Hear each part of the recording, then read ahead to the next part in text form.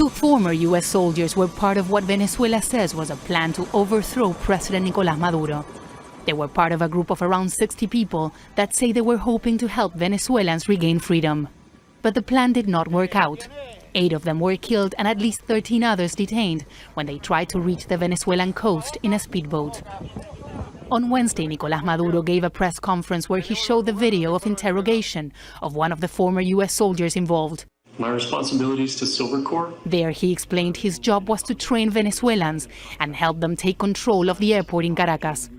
Maduro once again blamed Donald Trump, Colombia's President Iván Duque, and opposition leader Juan Guaidó for the plot to oust him. The 3 of them have denied involvement.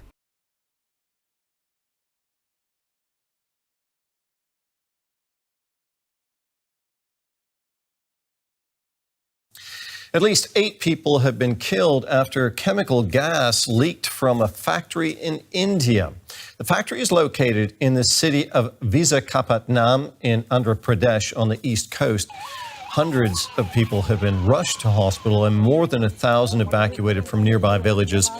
Footage shows people suffering from nausea and apparent dizziness or just lying on the street. The plant is owned by a South Korean firm, LG Chem. It's released a statement saying the leak is under control.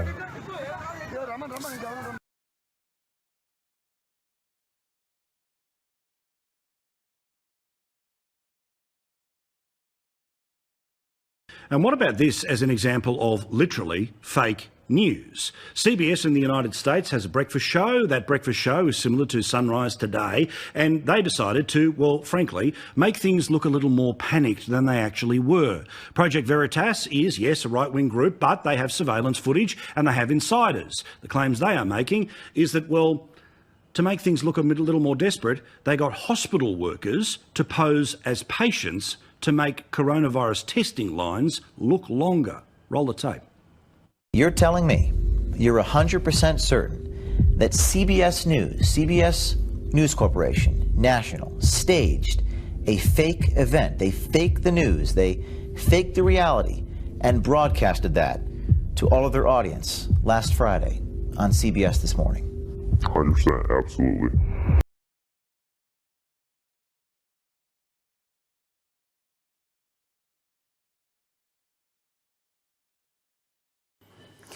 After 3 inconclusive elections, Israel's long-standing political crisis has reached a resolution.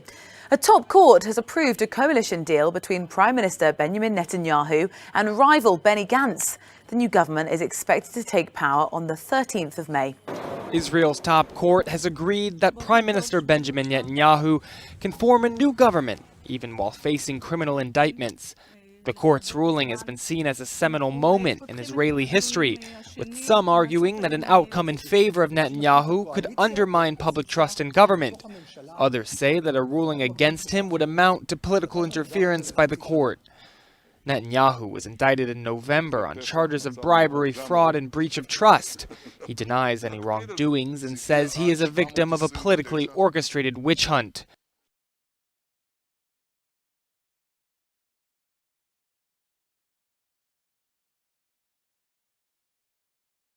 Parliamentary meeting to discuss the National Assembly's upcoming program has been hacked. The meeting was taking place via video conferencing app Zoom. Porn images and video appeared on the screen, so we understand that some racial slurs were also directed at Speaker Thandi Modise, who was chairing the meeting. Morning, Faith. Well, I should firstly point out that this is really, if I can call it, a housekeeping meeting of Parliament. In the normal world, it would maybe carry on for maybe half an hour at most. It's really to determine Parliament's program, to deal with deadlines, to look at the work of Parliament and how that's progressing. This is the second time that this meeting has been held since the pandemic broke out and parliamentarians are no longer allowed to travel to Cape Town, and it's the only meeting so far that Parliament has held on the Zoom platform.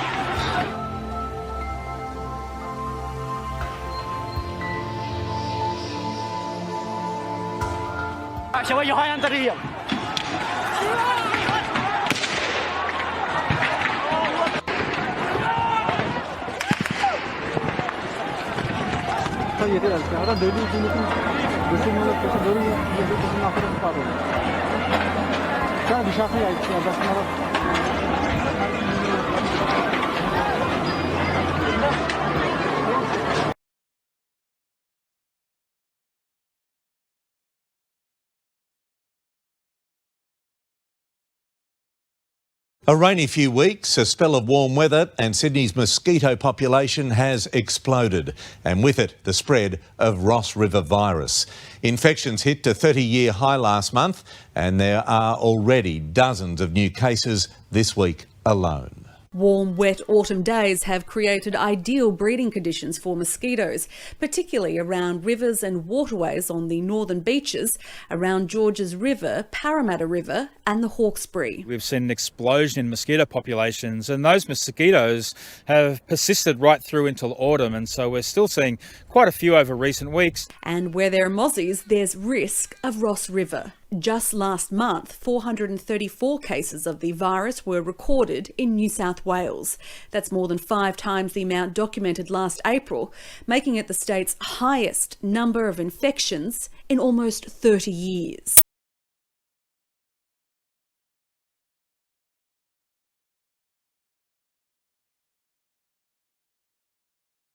For the first time since January, students in Wuhan are returning to classrooms. The city was ground zero of the coronavirus pandemic. Now it's gradually returning to normal, albeit a new kind of normal. Walking in single file, students pass thermal scanners. Once in the classroom, they sit at individual desks a meter apart. But school remains open only for senior students. It hasn't been confirmed yet when junior and middle school kids will be back. Officials say all students and staff must undergo virus tests before they're allowed in.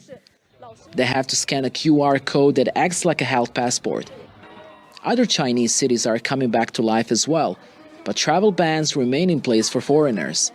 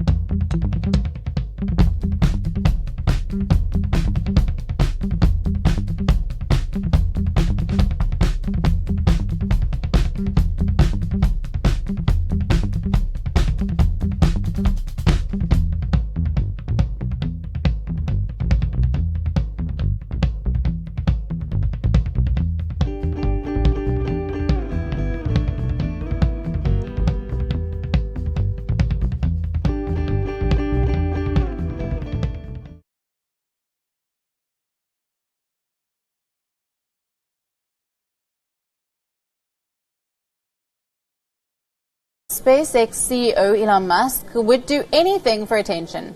He has smoked marijuana in public, called a British driver a paedophile, and he has also sent a car into space. Musk's latest gimmick is the name of his newborn. He has named the boy XAEA-12. Not like being born during the pandemic was bad enough. Here's a full report. XAEA-12. This is the name of Elon Musk's son. The Tesla CEO just welcomed his first child with girlfriend grains. Musk announced the news on Twitter. A picture followed and then this formula. Sorry, name.